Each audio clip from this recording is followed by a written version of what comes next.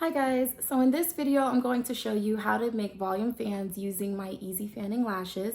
And what you're going to want to have is a tweezer with a sharp tip.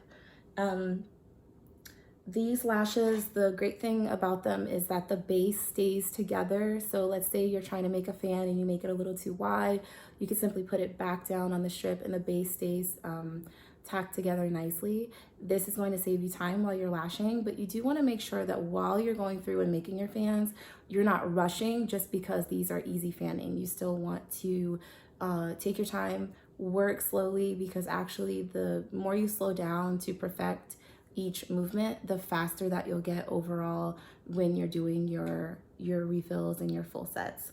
All right. Okay guys, so now I'm going to show you how to make a fan using my Easy Fanning lashes.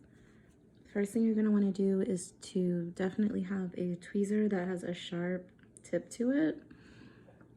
Go in and get as many lashes as you need. Be careful to not grab too many by accident.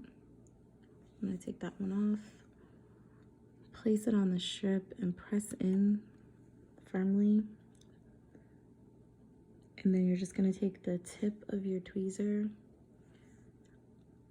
and roll over each lash slowly. Don't do this part too fast, or else your fan will come out probably wider than you want.